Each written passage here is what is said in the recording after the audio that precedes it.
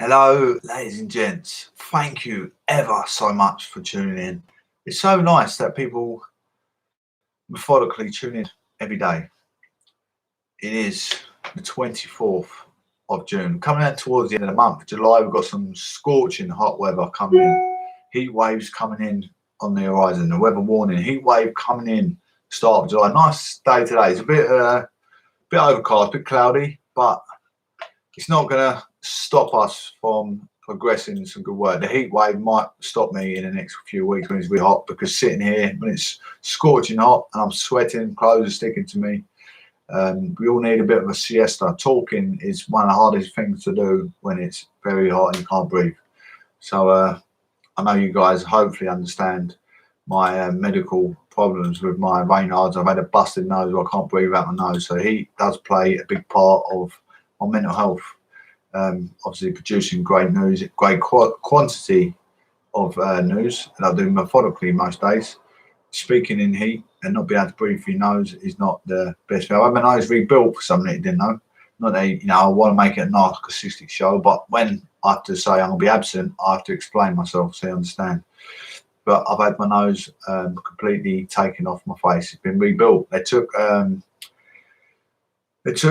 some tendons from my Achilles and butt cheek to rebuild my nose. My nose literally got taken off. Half of it went into my brain. I got hit with a hammer when I was 18 and kicked in the head by several blokes, about 15 blokes. I was led to believe, which one of my friends told me. Like I said, I don't want to play violence. We'll get through it as best we can. Yeah, it's hard to get support out there, but eventually I'll keep trying, keep working hard. People will listen in and think this guy, he ain't doing too bad considering what he's been through, and it's given him a bit of encouragement, support.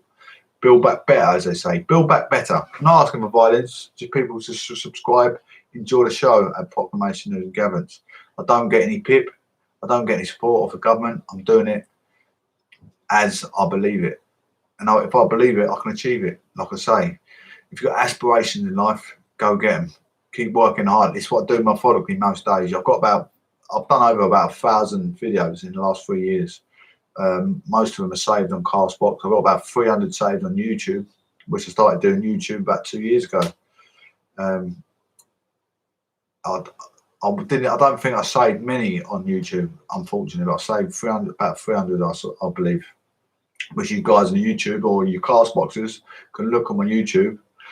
My YouTube is exactly the same name as my Castbox, Proclamation News and Gatherings, with the prominent professor at PNG. So if any of you Castboxers do want to tune into my YouTube, you can see me in full view. It'd be nice to get someone on board. I do go onto another media where it's more professionally run. You can see Parliament in the background. I'm on the screen. At the minute, I'm sitting in my living room. I'm always in my living room when I'm doing my live. I will be going about mobile in a part of next year with my laptop, hopefully sitting outside Parliament. So things will change for the better. But anyway, let's get on with today's broadcast. Broadsheet broadcast. It's never a tabloid when you come here, is it? I usually do about an hour show at Proclamation News and Gatherings. Over the past, I'm just going to have a bit of a recap what we had over the last few days, so you can see where my optimistic attitude comes from. My influence comes from media. If I've done media studies since 1996, I want to talk about media. I want to be a critical thinker within the statistics of national news. Because to me, national news is almost like qualitative evidence. I like to compare and contrast different national news. You've got broadsheet newspapers. Daily Mail is in between. I think Daily Mail is in between. This is my opinion. What the facts are is everyone else's opinion. So let's put my opinion, because that's critical, isn't it, when it's my show. Daily Mail is cross between a broadsheet and a tabloid, because a broadsheet is like a Daily Telegraph, a long businessman's reading, because it's got so many, like an A2 size pages, or maybe A3.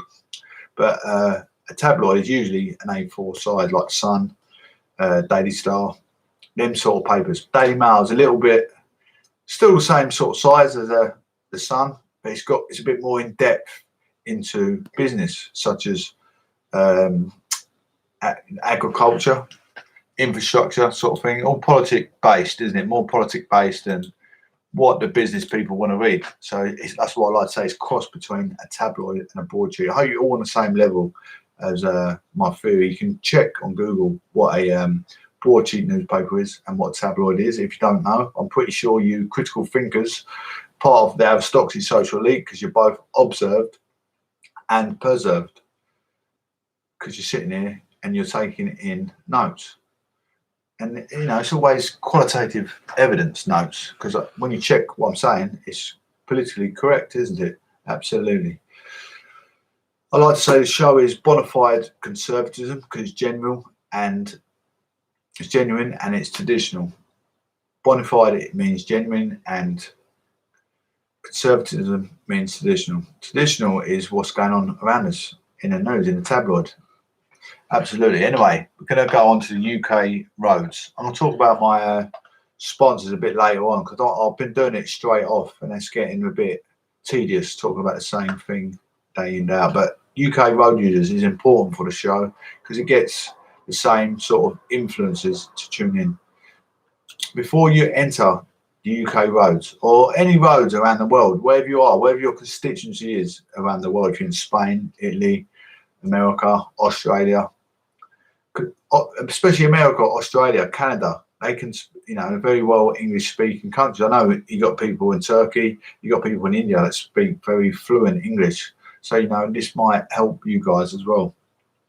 When you enter the roads, not just UK roads, wherever you are in the world, because I don't want to come across like I'm segregating everyone from the listeners, because wherever you come from in the world, you're listening. Maybe you want to listening for better your grammar, you know, better your English, for better, you know, widespread jurisdiction words. That's, you know, that's very, very, very important that I relate to everyone around the world. So if you're entering the roads, wherever you are in the world, do not enter your vehicle under the influence of alcoholism or narcotics. No matter what your law says in your in the part of the world, even if you're in ISIS, I'm pretty sure there's not much law on their roads in where the ISIS are. I don't think they really care what's going on over that minute. And Gaza and places like that, the war-torn countries, do not enter your vehicle under the influence of alcoholism and narcotics or sleep deprivation.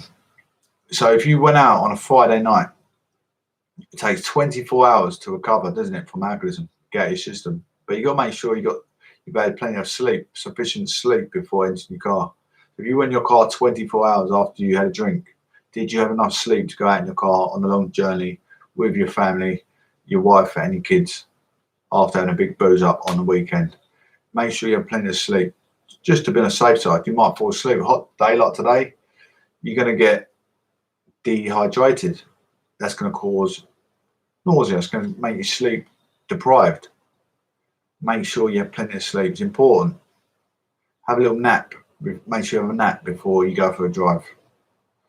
If you've had 6 hours sleep, but you had the night before he's up for 24 hours on a binge, you need to make sure you have that sleep before in the vehicle. It's important. I know some of you think, oh, he's just waffling, but these are facts that you need to take on board and make sure you have sleep, because something significant and silly as that can cause mayhem on the roads.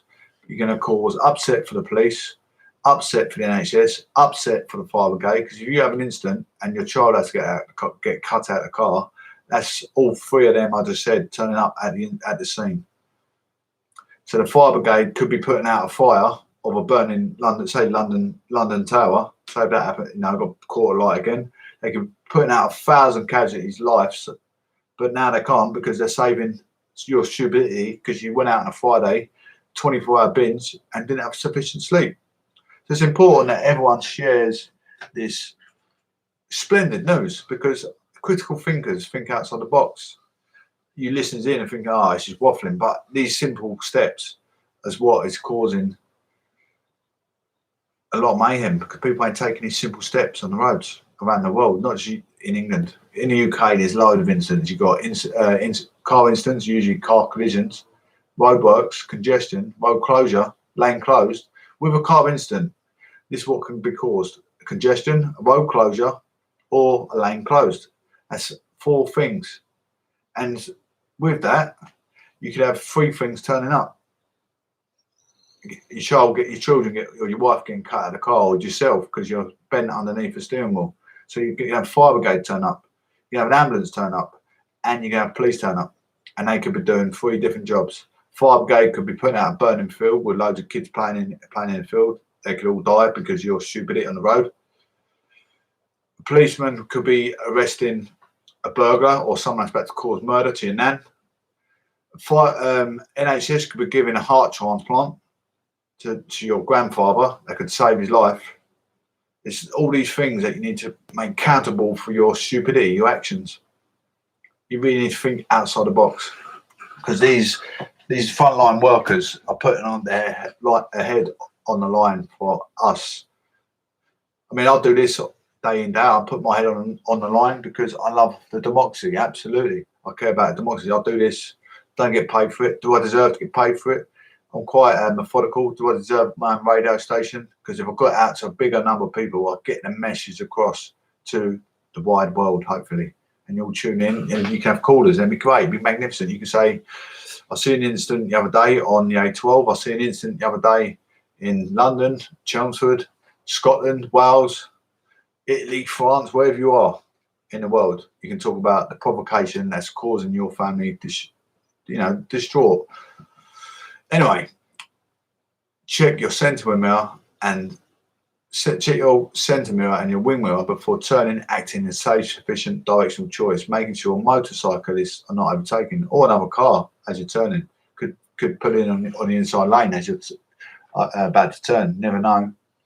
Or if you're going to turn right, a car can be overtaken on the right hand side, cause a massive accident.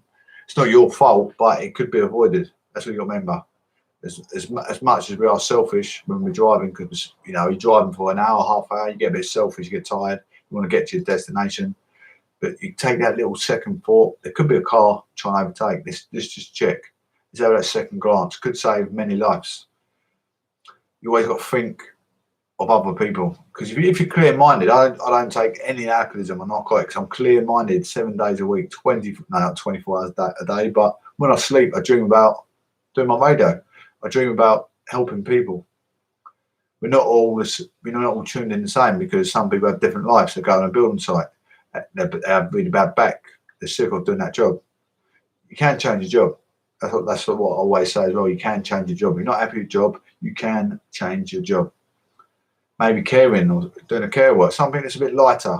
That's what's affecting you. You're doing building, you're hurting your back. You're doing a light job, maybe do an office job. Do something that's accountable for your illness. When I say illness, could be bad back, could be bad shoulder, could be bad foot. Everyone suffers with PTSD. Your hairdresser, maybe you've got bad ankles, standing up on your feet all day, or your wrist, arthritis in your fingers. Maybe you need a different job. Maybe sitting at a computer desk, or even working in the NHS taking phone calls. Change your aspirations, guys. I'm not telling you what to do or how to do your life, but money is not the be and end all, because there is support out there. If you're not well for a certain thing, you've got to make a change, get the right medical support and get the right support in education. You might have to take a financial deficit, but it's worth it in the long run. That's what you've got to remember. Your health, because health is wealth. I say it every day. Health is wealth. Doesn't matter if you're in 10 grand debt or 30 grand debt. If you've got a 60 grand mortgage left to pay, you're not going to pay it when you're in your coffin. And you're certainly not going to pay it for the remainder of years if you're struggling on a building site with bad back. Anyway, ladies and gents, I'm not going to go into all the road circumstances. I'll say it day in, day out.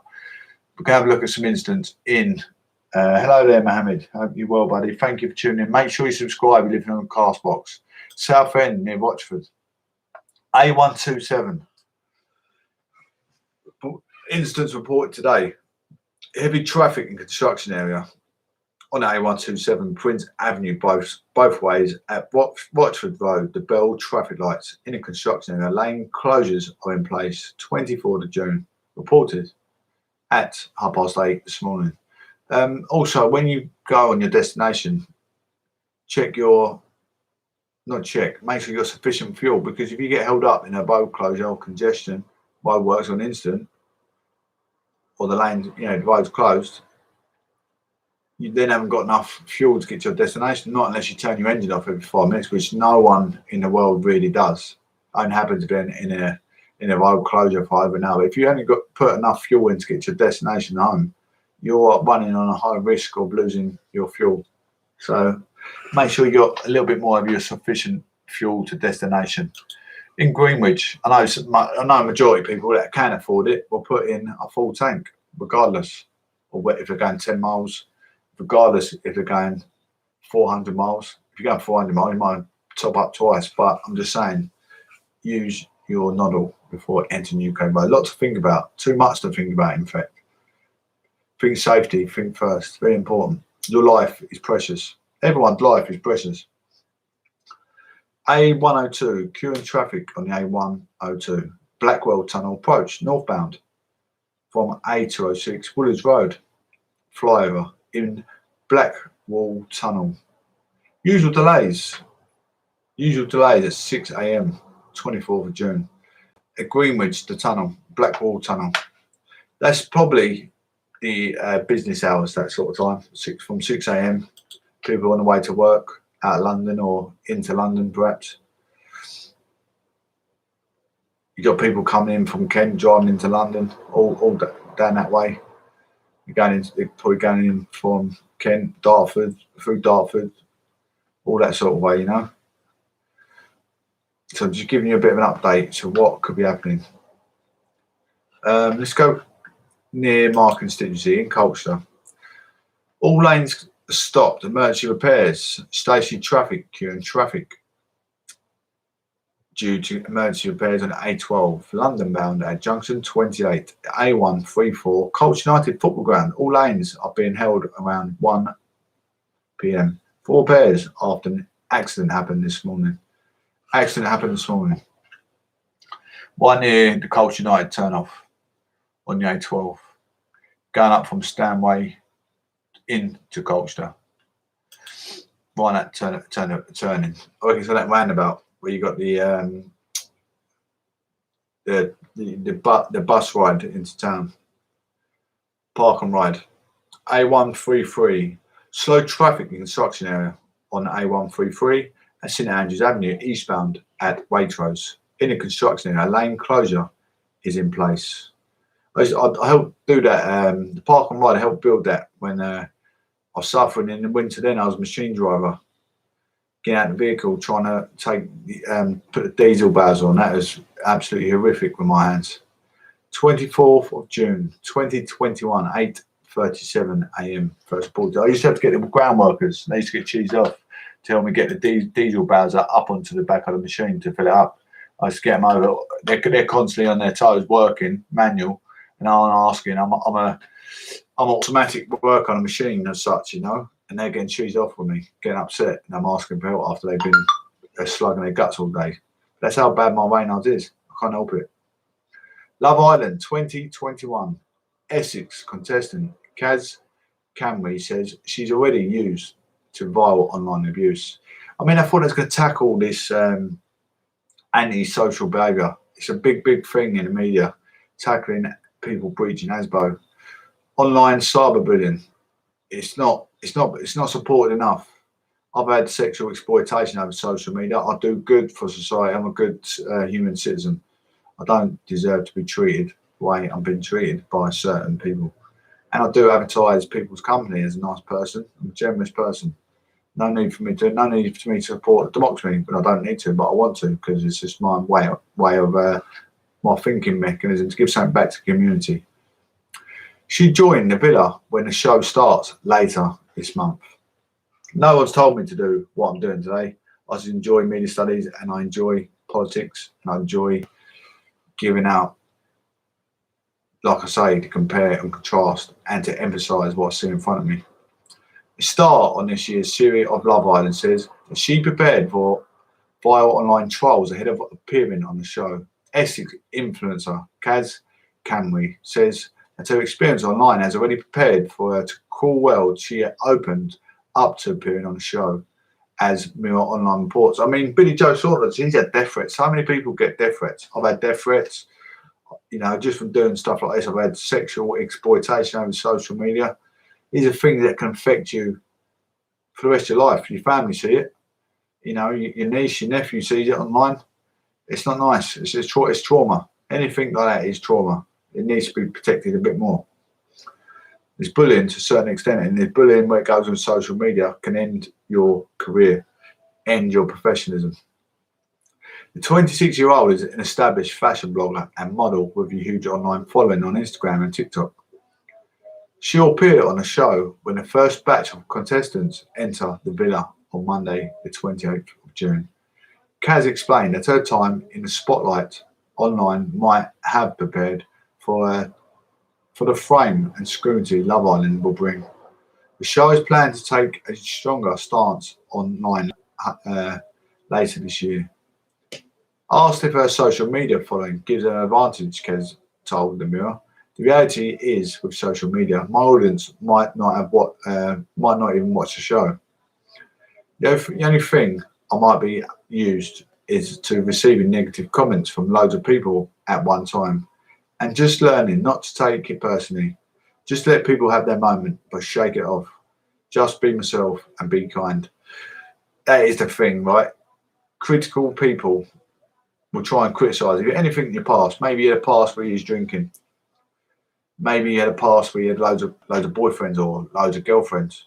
It will always come back to bite you in the arse. But you've got to be thick-skinned to not let anything in life affect your stance, the way you move, the way you step forward. Don't let anything aggravate you or harm you. You've got to be thick-skinned, but it does need to be supported, because some people can't take or cope with the pressure. The next step forward in life you could become famous in your job, or maybe an amazing bricklayer, and you might be a chance to be filmed your work, like an Alan Titmarsh kind of thing. And someone saying, "Oh, what you done with your ex-wife is out of order," or your ex-husband, or whatever, and that all over social media could ruin your opportunity, could ruin your chance, could make you feel you want to go inside yourself. But don't let nothing in life determine your excellence. Kaz revealed her mum is her best friend and supported her through the entire application process for the show. So there were no tricky conversations there when it comes to intimacy in a villa. She has been even discussed this with her mum too. It's not something I'm necessarily looking to run towards or run away from, said Kaz. I think sex is an important part of the relationship, and I just think everyone needs it. If I'm with the right person and the moment feels right, I wouldn't rule it out, but it's not like a definite yes or no. I mean, with COVID and everything, I think it's sort of made us realise a lot of things. I've benefited from COVID, knowing myself, knowing my true worth, knowing my value. Do I want to be locked down with another woman? Much it would be nice for a short time. In the long run, is it going to be this, something that's going to benefit my interest? Or 3 more years, I'm going to start studying for. Do I want it to rule out my education? Because a relationship does come with a lot of. You got to put a lot of time into a relationship. You got to give love or another. You'll go out and do things. It's going to take up a lot of your time. Can you spare the time for that moment? That's what you got to rule out. Even if you're in a professional job, if you go on a job, you've been together for 3-4 years. Problems start arising. Then you get a bit of jealousy throughout them 4 years. Then you'll go to work with that in your mind, or go to work with that argument on your mind. Perhaps maybe it was you that she thought you was doing the wrong, or vice versa. You can go to work with all that stress on your shoulders. You're not going to be that adequate business person you are. Is it worth going for that stress? This girl is exactly right in what she's kind of saying here. The only rule, Mum said, is just be myself, she added. She trusts my judgment. She trusts me. She says, if I can trust myself the way she trusts me, she isn't worried. Kaz added, so that's the only rule. Just to be me and enjoy every moment, and not to overthink and not to focus on too much. Oh, I should have done this. Kaz describes herself as a girl's girl, and she says she hopes no girls in the villa will try to steal her man. but she would try to talk it out with them if they did.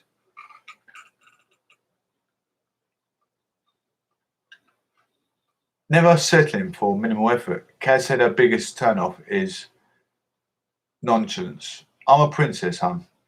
I like a man who takes charge, she laughed. When I date guys, I'm quite direct where my standards are. And then when they don't meet them, I'm like, oh boy, bye. But they don't take the boy bye seriously. So they keep coming back and I'm dodging them all. They can't stay away, she added. There you go. A bit. That's probably a bit of a significance to all your lives. A bit of cyberbullying, people breaching ASBO. Them two words can pull a lot of bullies in your life. You get people come up with a stance on your social media. They just want to write you off because they fancy the same boy or girl as you. They want to write you off. They want to try and bully you, bring you down to make you feel not worthy of your cause. Don't let it beat you up inside. Still be real. Be yourself. Report them as well. It's important to report any crime.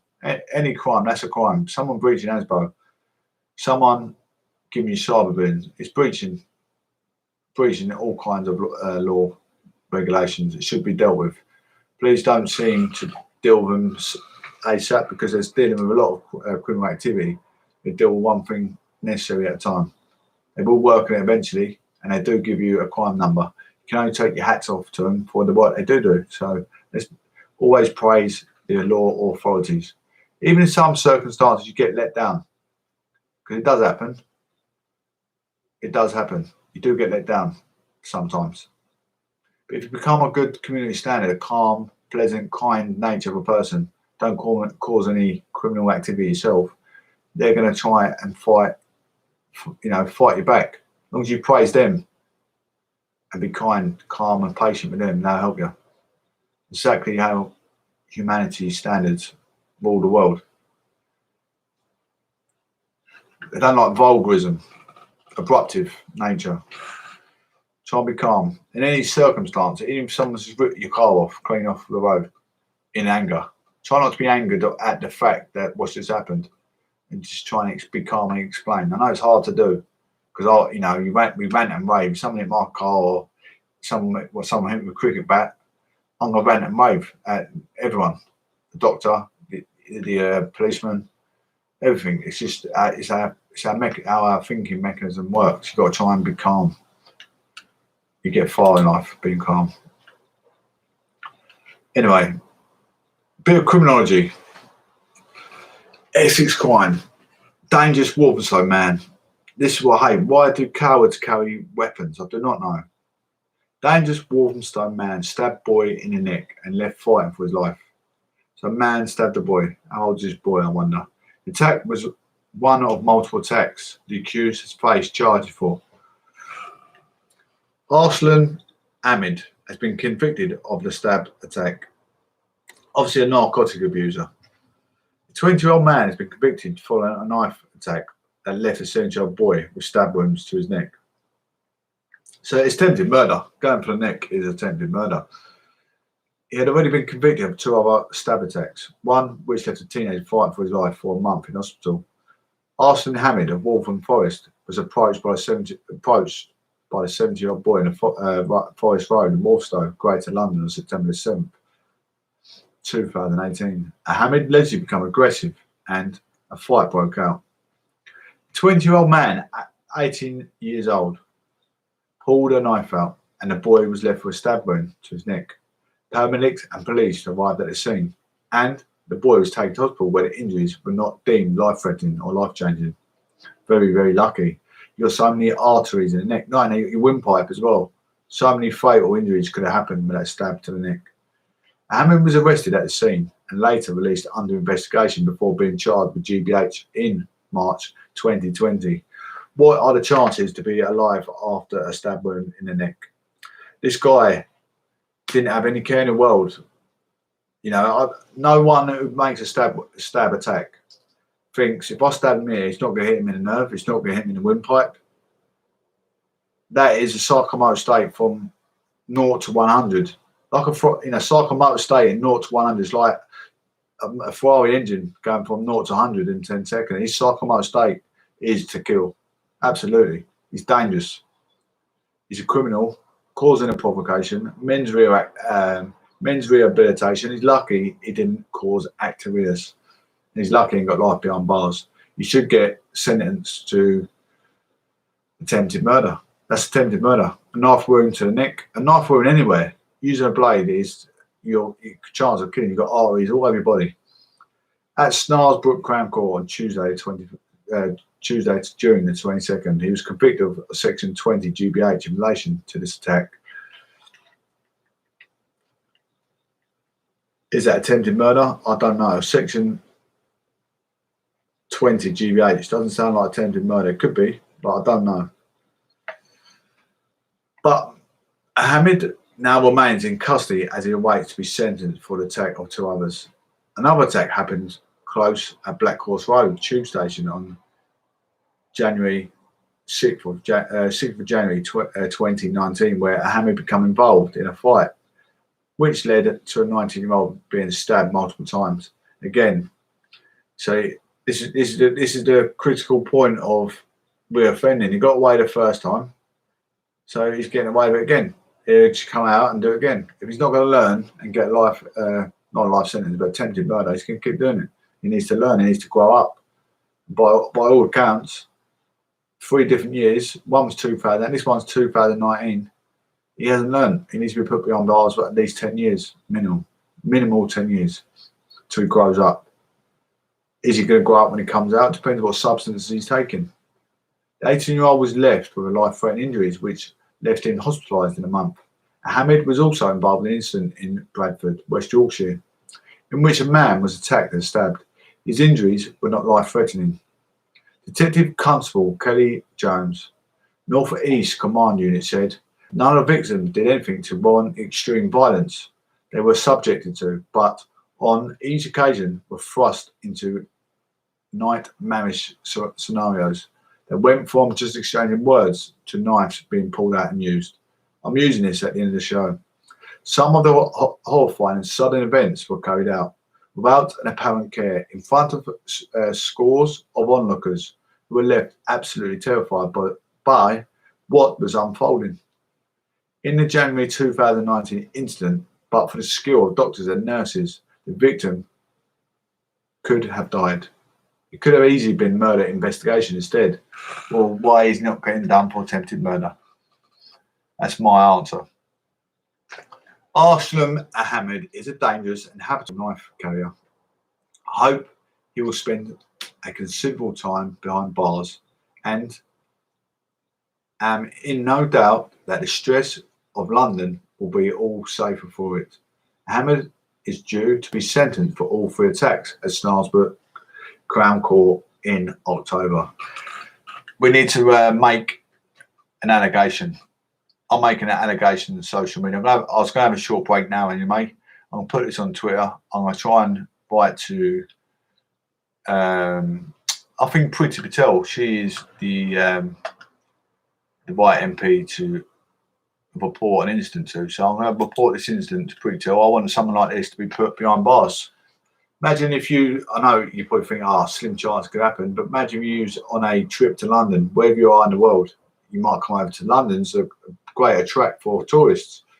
Imagine you're in England, you want a trip to London for a day out with your family, your young daughter or your son, age 13, 14, got caught up in a bit of a provocation with that kid, or maybe yourself, and they stabbed your child in the neck. How would you feel? That's why I'm going to make an allegation between this scumbag. Doesn't deserve to be breathing the same fresh air as us fluent citizens. Not at all. Not at all. I'm studying history and politics. This is not my forte, but my forte is to supply fluent good news, and I want to help the democracy. I've got no room for negative people in this world. They don't deserve to be in this world. You know, people take apples and narcotics, each their own devices. If you take it in a sensible manner and don't harm anyone, it's no problem. But this, you know, he's obviously overindulging cannabis. Young kid, his only influence is negative thoughts, and he's causing absolute mayhem, taking someone's life. So people like that don't deserve to breathe the same fresh air as us. Even people that do take alcohol and narcotics, you're still a human being. Still, if you're not causing trouble, it's absolutely fine. You're still a human being. You still deserve a bit of respect, because some of the worst scumbags in this world, as we can read in everyday tabloid, which I'm sick of seeing. So that's what I'm saying. Like, I'm not trying to be better than anyone, but I just want a little bit of respect, because I see a lot of critical things that need to be outlined to make it what this country safer for all of us. Like road incidents, criminology, scumbags like this, urban areas, urban suburban areas, where kids have got no hope. They've got no aspirations in life apart from taking someone's life. What sort of an aspiration is that? I was a professional boxer. You know, if I was still strong and able, I could just walk up to anyone and punch him. I've got a license to kill. Then I'll be behind bars. I don't want to be that stupid. But I'm sitting indoors, keeping out of everyone's way. Everyone's keeping out mine. I'm giving good qualitative evidence and supplying good news. Anyway, guys, short break. Please stay tuned in. I really appreciate everyone listening. Let's make a difference today. Proclamation News and Government is always going to try and make an impact when and where I can. Shirley Fogey. Love Shirley Fogey. .com. Drumroll. WeBuyAnyVan.com. Yes, we buy vans, all types of vans. Vans like yours. So stop feeling neglected, because we love vans too. To find out how much your van's worth in 60 seconds, enter your edge number now at WeBuyAnyVan.com.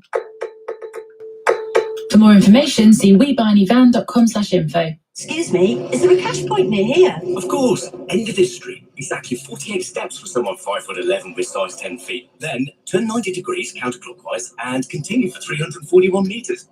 That's 372.922 yards in old money. Then at Size, we pride ourselves on being precise, really precise. Engineering innovative technology into every lens we make, all subtly engraved with our signature hallmark. Zeiss lenses, precision you can see. Available at Boots Opticians. Everyone prefers a choice. Who'd want just one type of coffee? Sorry, sir, it's a macchiato or nothing. Or one size of shoe? Yes, madam. They are a size 12, but if you wear some very thick socks. So don't let a limited credit history completely limit your choice of credit card. Check if you're eligible for a Barclaycard Ford credit card at barclaycard.co.uk. 33.9% APR representative variable. Subject to application, financial circumstances and borrowing history. T's and C's, ID and fraud checks apply. New customers only. Too loose? No, badly fitting shoes are so on trend. To run a growing on a journey. Along the ride, you'll encounter challenges every day. Dell Technologies advisors understand, and they're here with tech solutions, including secure PCs with Windows 10 Pro, so you can stop at nothing for your customers. Do more with modern devices and Windows 10 Pro.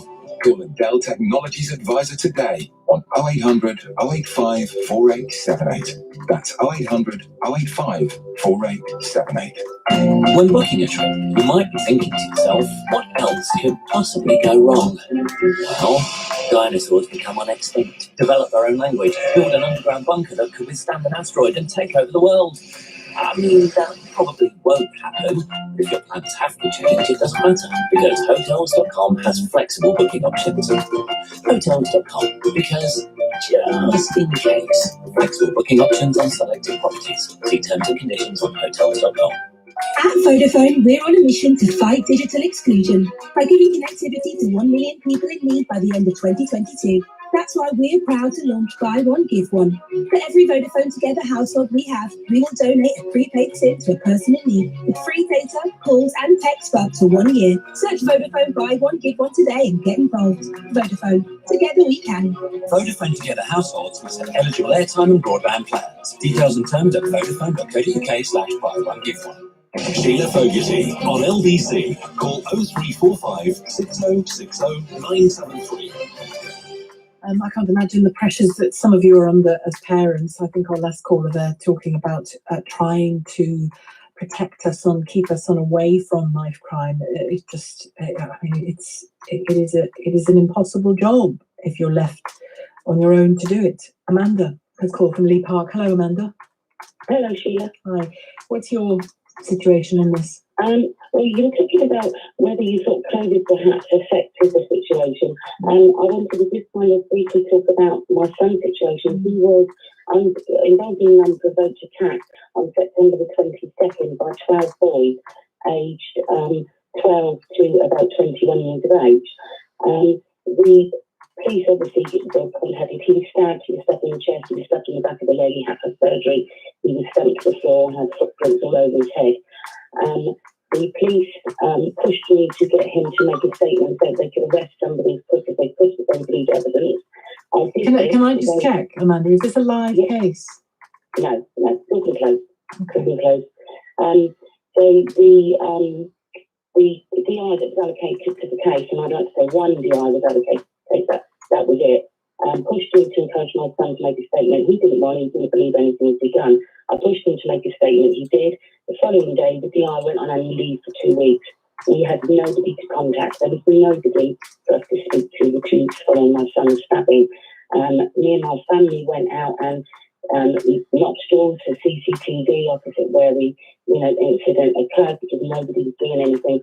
The DI then came back, and for a further 2 weeks I was told she was on duty. She was the only one allocated to it. She had no time to deal with it. I emailed my local MP, Alan Mack. I emailed Donna Jones, the Crime Commissioner. She answered once, not heard anything since.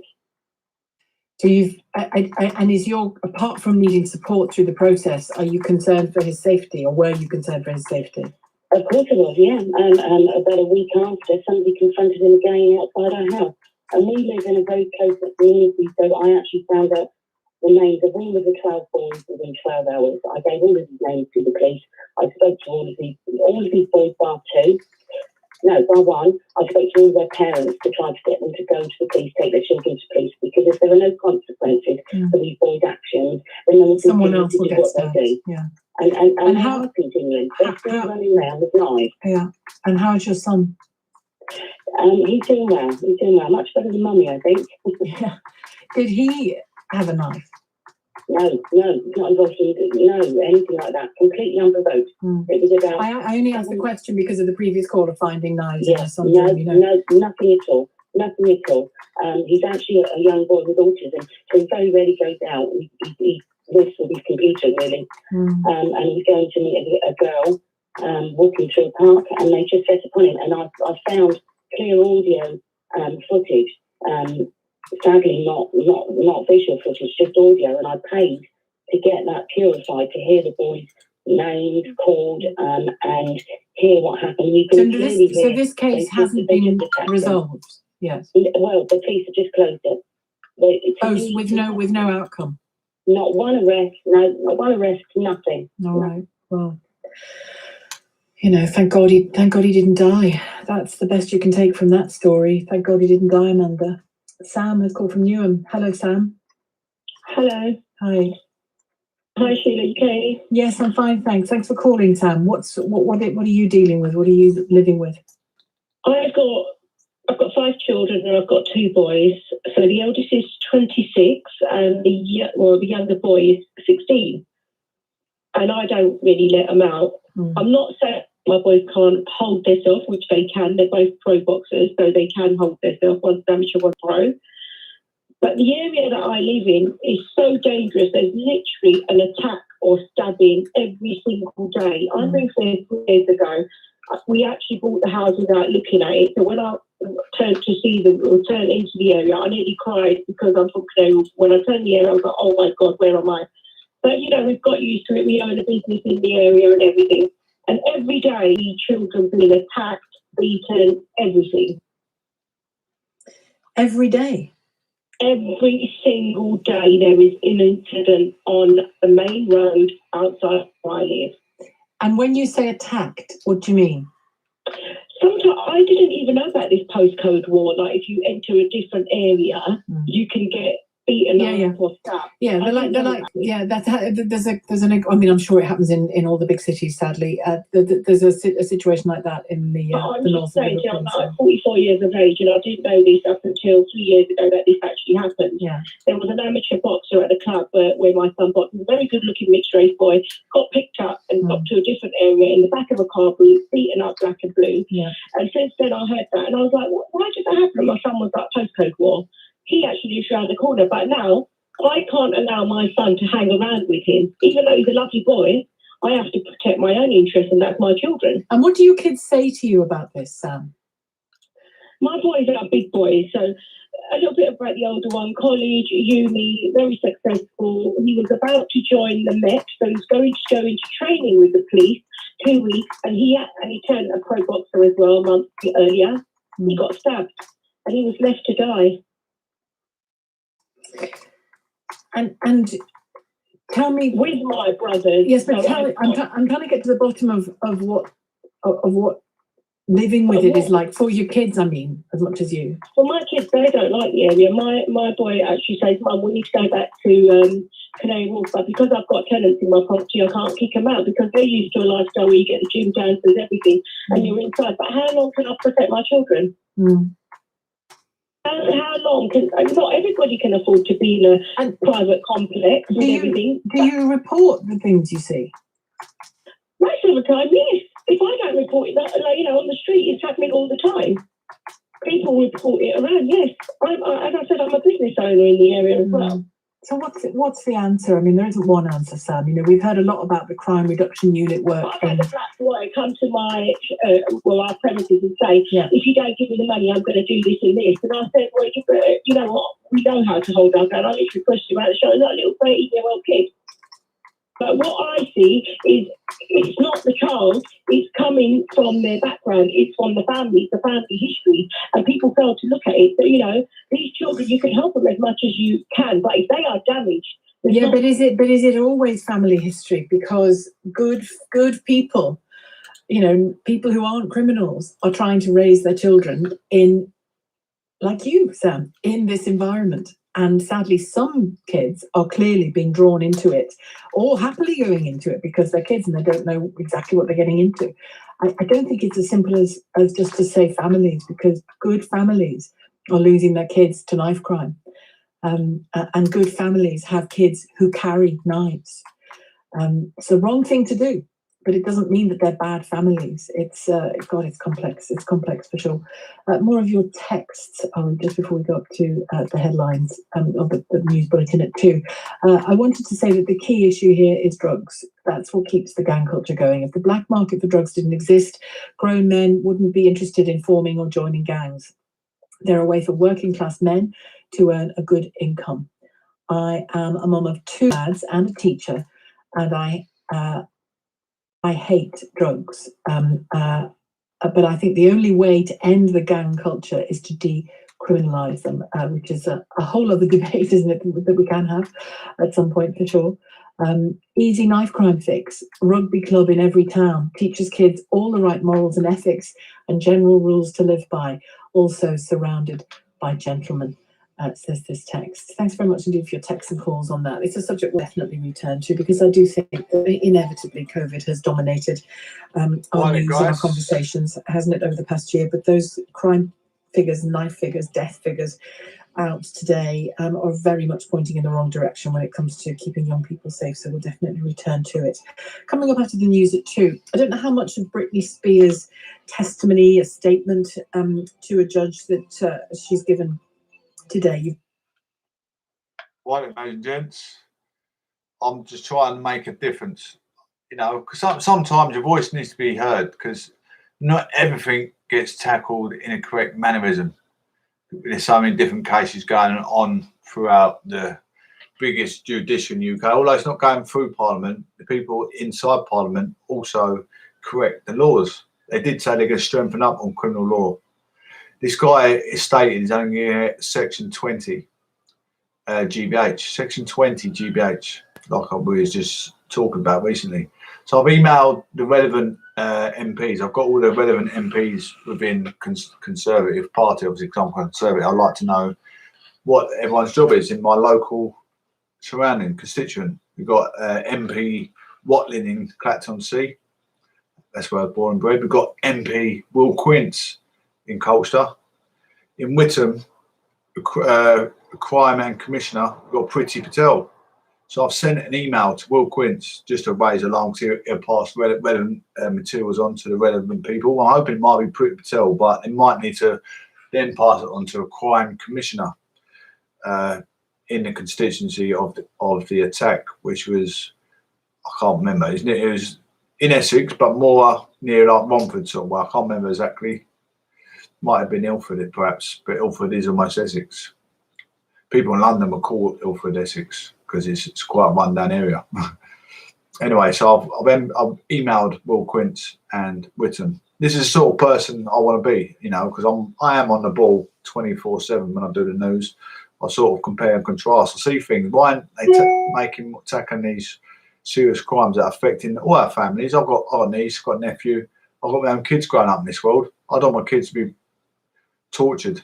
I hope my kids get brought up in the right mannerism. So this is what I've done. Dear MPs, Will Quince and Priti Patel, I'm hoping we can tackle these criminals from reoffending. Arslan Hamid has now caused 3 fatal stabbings, leaving casualties in critical condition. These are my own words. Life-threatening.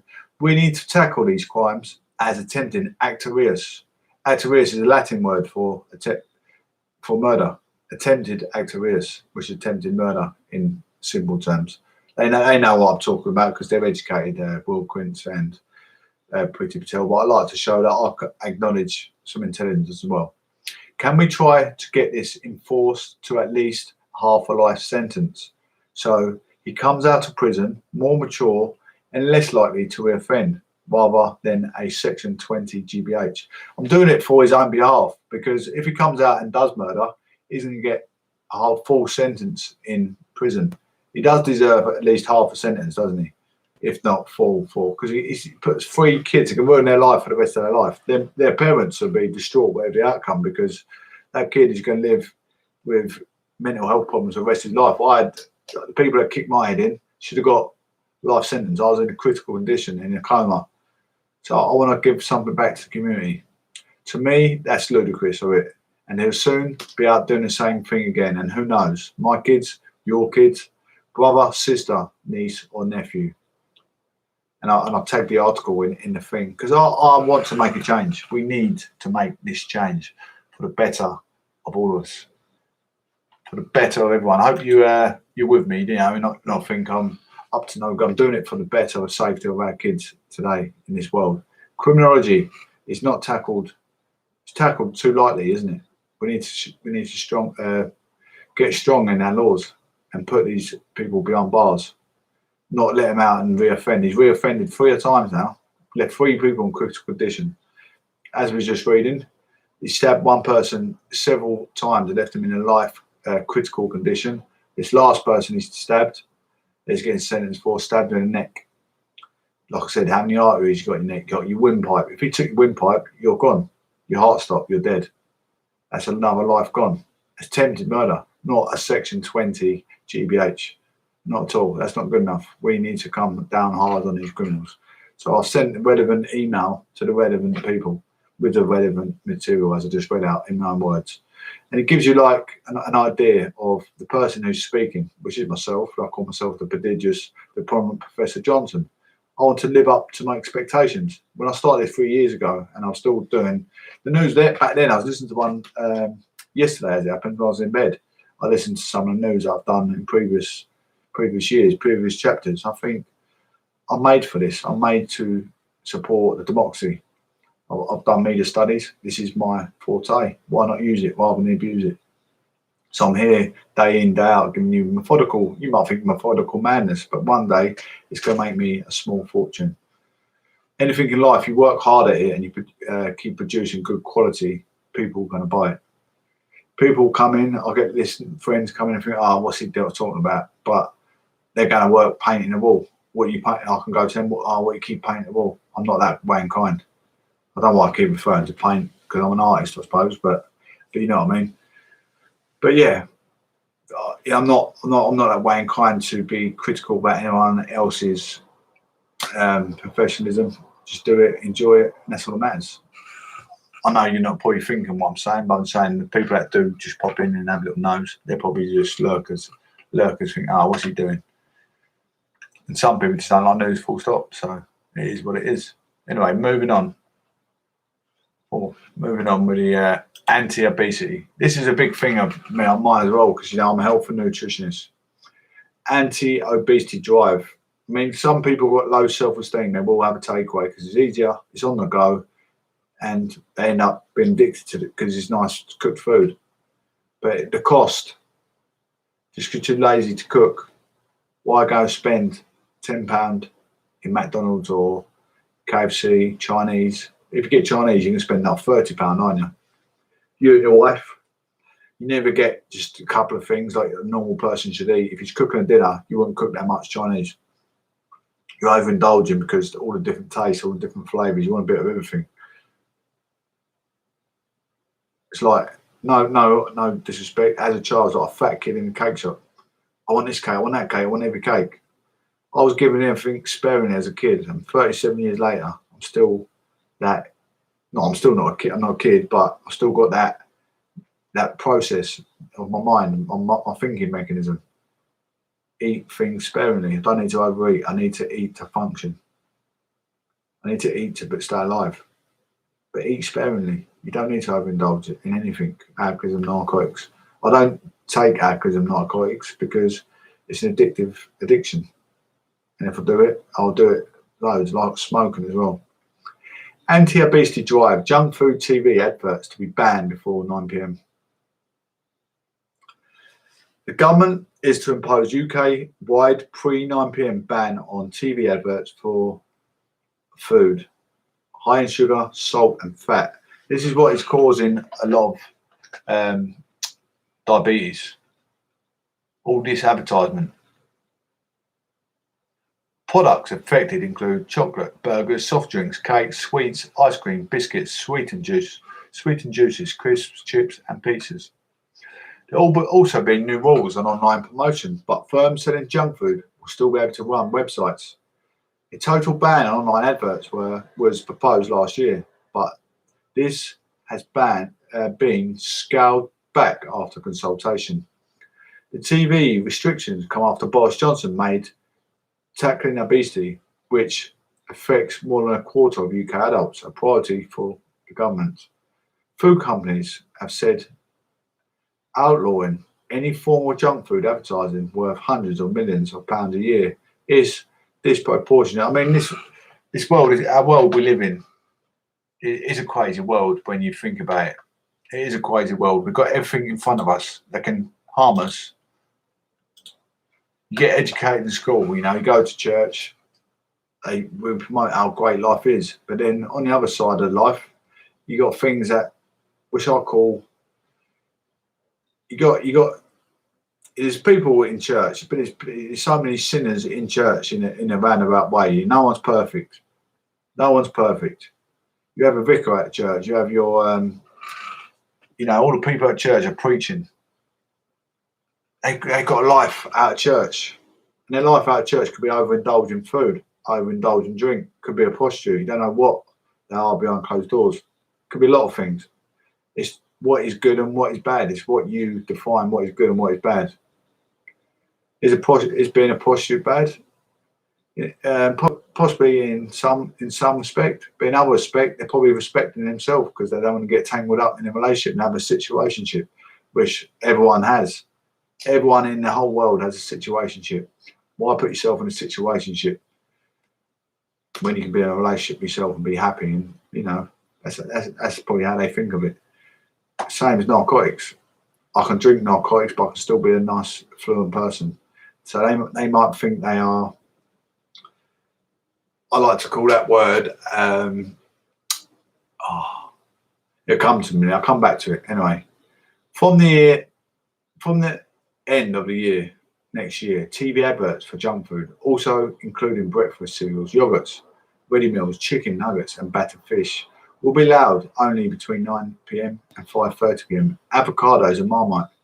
Commercials for less healthy meals out will also not be shown outside this period. The rules will apply during live and on-demand programs and will not affect companies with fewer than 250 employees, such as local curry houses, pizzeries and fudge makers. An around-the-clock ban on online junk food advertising will be limited to paid for content, meaning companies can continue to promote goods using their own blogs, websites, apps or social media pages. A senior advertising industry source told the BBC the TV and online bans would apply to products rather than wider brands. So, for instance, Gary Lineker could still appear in adverts for Walker Crisps if they featured items which were deemed to be healthy, yet they added. The Department of Health said the restriction would not affect some foods high in sugar, salt or fat, such as honey, olive oil, avocados and marmite, as these were not seen as contributing significantly to childhood obesity. Speaking on a visit to a military base in Aldershot, the Prime Minister said, "I'm afraid we do not have a national struggle with obesity and we need to deal with it. Let's get a grip on it." Sending out a signal in a way treat advertising is entirely right. The UK's population's weight has risen since the early 1990s, with more than 60% of the adult population now overweight or obese, according to NHS Digital. Problems begin in childhood, and those from the most disadvantaged backgrounds are most likely to suffer, research suggests. The government says it is keen to prevent young people consuming too many unhealthy products, and since 2018, manufacturers, we had to pay extra tax on high sugar drinks. In 2006, Mr. Johnson defended mothers who, in spite of efforts of TV chef Jamie Oliver to improve school meals, were reportedly pushing fatty foods through school railings to their children. "I say let people eat what they like," he said. "Why shouldn't they push pies through the railings?" But his views have changed, particularly since he was hospitalised with COVID-19 last year. Mr. Johnson said obesity was one of the real morbidity factors associated with the disease, adding losing weight, frankly, is one of the ways you can reduce your own risk of coronavirus. He's absolutely being politically correct. Being obese can cause a lot of things. A lot of things. Like I say, it can cause, diabetes, a lot of things, heart condition, lung condition, breathing conditions, a lot of things. But the Institute of Practitioners in Advertising, which represents a large ad agencies, he said the government's own impact assessment shows a watershed ban on high fat, sugar and salt food and drinks would only remove around 1.7 calories per day from a child's diet. The equivalent of a half a Smartie. Sue Eustace, Public Affairs Director of the Advertising Association, said her industry was dismayed and that jobs would be lost in broadcasting and online publishers. This means many foods and drink companies won't be able to advertise new product innovations and reformulations, and larger food on the go. Pub and restaurant chains may not be able to tell their customers about their menus, she added. Charmaine Griffiths, Chief Executive of the British Heart Foundation, said these plans are a bold and very positive step forward in protecting children from being inundated with junk food advertising. Introducing 9 p.m. TV watershed for junk food adverts, and also further restriction for online advertising is one of the important parts in building a more healthy environment where the healthy option is the easy option. The NHS says most adults with body mass index BMI of 25 to 29.9 are overweight, while those with a BMI of 30 to 39.9 are classed as obese. There you go, ladies and gents. That's not me. When I say things, I read things out. Don't think, if you're listening, I'm aiming it towards you. Because if you are, for some reason, either alcoholic abuse or narco abuse, I'm not running you down. I'm just saying there is change if you want to change, and you can better your aspirations. There's no harm in me saying. There's no harm in me saying. I'm not trying to force it on anyone. I'm trying to influence. I'm a political influencer. I'm not a political critical take the mickey out of humanities, because everyone has a life circle. I've been in a life circle at a younger age. I've got wise and wisdom. I wanted to better my aspirations. I'm making that change myself. And that's why I keep projecting, make that change. You don't have to lead the life you live if you don't want to live that life. You choose to, but when there's a point at that point of your life when you choose to, you're doing wrong. Because I knew I was doing wrong when I used to drink. I wasn't a massive drinker, but I was a binge drinker, a heavy drinker when I was younger. And I know in the end, if I keep binge drinking, it's probably the worst kind of drink you can do. Every Friday or maybe a Saturday, I drink a shed load, skinful of alcohol. And I was poisoning my skin, poisoning my liver. I was an athlete. What was I doing to my body? If I had a fueled body like I fuel my body now, I could have been substantial. Obviously, I did have underlying conditions, a brain injury. It's probably why everything all fell into place, you know, the anxietiness of putting myself in the mill. I'll go and put my head back on the line to support another child with brain damage. What am I putting my life through, right? You know, we do things to try and be our best we can to support our loved ones, but, you know, we don't have to put your life in that much jeopardy. With what I know now, I could have supported my children in different ways. Didn't have to get in that ring, get me a punch in. Not only put my own life at risk, probably put all that stress on my mum, my father, my sister, my brother, my friends. You don't think what we're doing sometimes in our life. It's changed for everyone. Absolutely. I think I'm good to, you know, I'm a good, like almost like cancer for people, because they're going to go through these sort of traumas in their own life. They might have been stabbed, they might have been beaten up down a pub, glassed it over their head, anything, or raped, anything. We've all got problems. So come here with your problems, share your problems. The problem shared is a problem half. Oh, that's why, you know, I do talk about myself, looking at it's going on being narcissistic. But if I abbreviate a little bit of an incline what I've been through, it might give you that thing. Actually, he ain't a bad bloke to come to for our problems. Let's make our problems solved by airing our problems. You might have lost brother, lost sister, lost mum or father, granddad, nan, it's hurting you. How do we get through it? We get through it together. You're not in it on your own. I don't give out these car incidents for the sake of bread, for the sake of toast. I give it to give you the guidance of life, the criminology. I've made a report to the right relevant people to possibly save your children's life. Even if you're not in that area, but maybe you're going to go through that area at some stage. You don't know. You don't know what's around the corner. You don't know if your mother or your grandfather's going to get sent to a London hospital. You go through that town where that bloke's just stabbed Arslan Hamid, to stab that other bloke in the neck. You don't know if someone like that's going to be there again. I might make a change. So let's support one another. Thank you, guys. It's been an amazing show. Today has been one of my best shows since I started. This is my aim all the time, this kind of, you know, accumulation. Try and bring everyone together.